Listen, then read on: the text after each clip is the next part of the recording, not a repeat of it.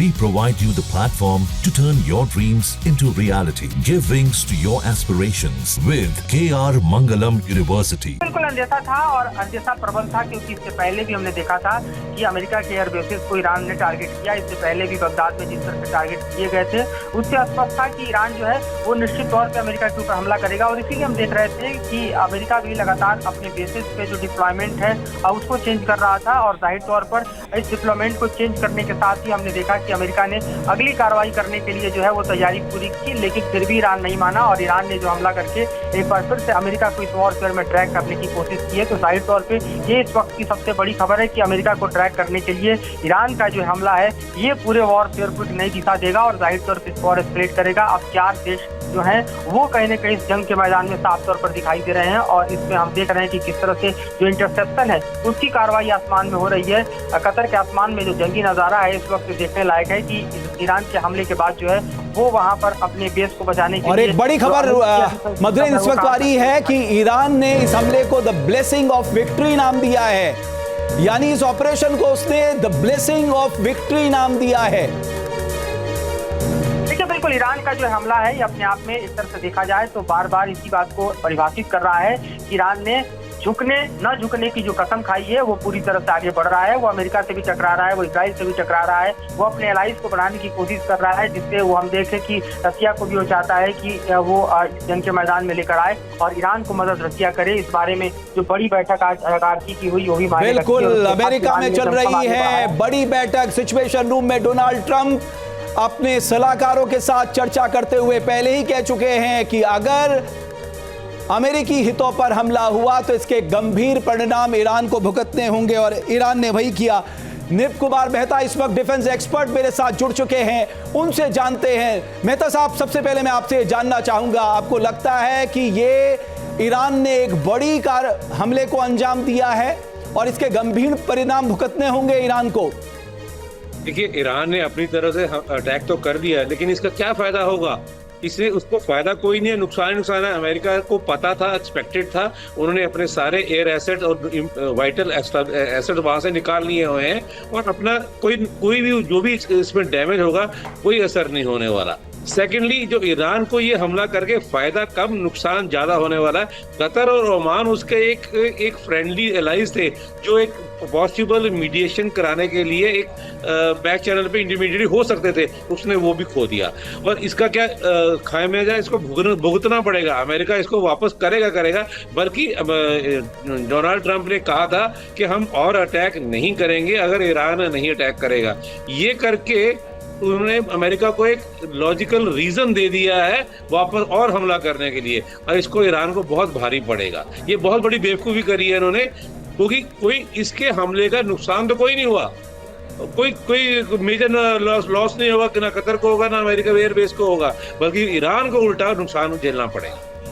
तो उसके सिर्फ नोशनल अटैक कर रहा है ना। अभी ईरान के पास और ऑप्शन क्या है?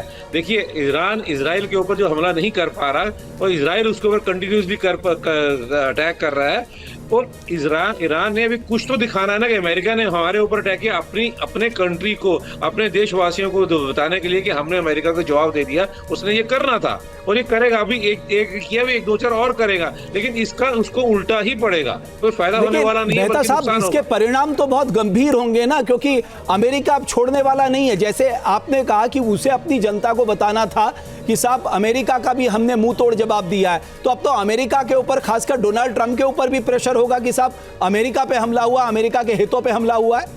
पहले ईरान जो अमेरिका ने अटैक किया सिर्फ और सिर्फ न्यूक्लियर एसेंशियल किया, लेकिन ईरान ने उसके एयर बेस, कतर के एयर बेस पे कर दिया जहां पे अमेरिका के एसेट्स पड़े हुए हैं। अब अमेरिका को रीजन मिल गया, जस्टिफिकेशन हो गया कि अमेरिका ने अटैक किया। और जो देश, दुनिया के जो देश थे जो अमेरिका को क्रिटिसाइज कर रहे थे कि अमेरिका ने यूएन चार्टर का उल्लंघन किया, अब तो अमेरिका के पास जस्टिफिकेशन हो गया।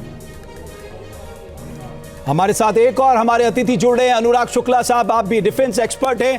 शुक्ला साहब, ये जो अभी खबर आ रही है और बड़ी खबर आ रही है, एक और बड़ी खबर, कतर की राजधानी दोहा में धमाकों की आवाज सुने गए हैं। जो मिसाइल दागी गई है, बहरीन के कई शहरों में ब्लैकआउट कर दिया गया है।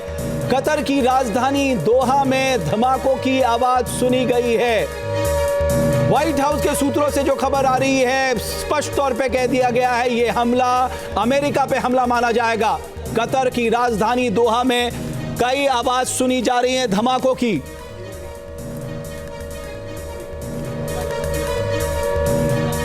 अनुराग शुक्ला साहब इस वक्त हमारे साथ जुड़ चुके हैं। शुक्ला साहब, मैं आपसे जानना चाहूंगा, आपको लगता है कि अभी तक, मतलब कुछ घंटे पहले ऐसा लग रहा था कि शायद अमेरिका ने जो पेशकश की है ईरान बातचीत की टेबल में आ जाए, लेकिन जिस तरह से उसने अमेरिकी हितों पे हमला किया है, अब ये मामला बढ़ेगा और अब ये रोके नहीं रुक पाएगा?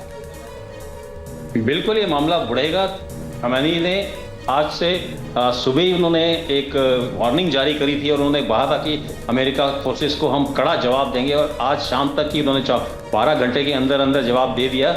तो ये चीज़ अभी एस्केलेट होनी शुरू हुई है, अभी जस्ट तो स्टार्टिंग पॉइंट है। और ये चीज़ देखने लायक है कि अमेरिका ने कितना भी ज़्यादा इनके ऊपर अटैक करके एयर डिफेंस सिस्टम के डिस्ट्रॉय कर दिया, लेकिन इसके बावजूद भी अमेरिका, ये ईरान के पास अभी भी ऐसे ऐसे मिसाइल्स हैं जो कि अमेरिका के और इजराइल के युद्ध क्षेत्र में जाके उनके मिसाइल्स बिल्कुल सटीक लग रहे हैं। तो ईरान की पावर अभी कहीं से कम नहीं हुई है। उनके पास क्या क्या आर्सेनल पड़ा है ये तो अभी आने वाले समय में नजर आएगा। और ये बात उन्होंने बड़े स्टेटमेंट के द्वारा, एक्शन के द्वारा जारी करके दिखाया है कि अमेरिका को कि आप हमारी पहुंच से दूर नहीं है, हमारे बम आप तक पहुंचेंगे, और बिल्कुल पहुंचा के उन्होंने दिखाया है। तो सच में एक बड़ा करारा जवाब दिया है। जो कल रात को कार्रवाई करी थी अमेरिका की तरफ से, उसका जवाब आया है। और आगे युद्ध कैसे बढ़ेगा ये तो देखा जाएगा। आज अगर पॉलिटिकली देखा जाए तो ईरान के मंत्री गए थे मॉस्को में एक मीटिंग हुई है, वहां पे कुछ डिस्कशन हुआ है। हो सकता है उसी का रिपरकशन हो जिसकी वजह से ये अटैक और किया इस गया वक्त हो। जहां भक्ति है हर शब्द में, कथाओं में छिपे हैं दिव्य रहस्य, और ज्योतिष देता है जीवन को दिशा। धर्म से जुड़ी हर बातों को जानने के लिए हमारे चैनल स्तुति को सब्सक्राइब करें। चैनल पर जाने के लिए इस लिंक पर क्लिक करें।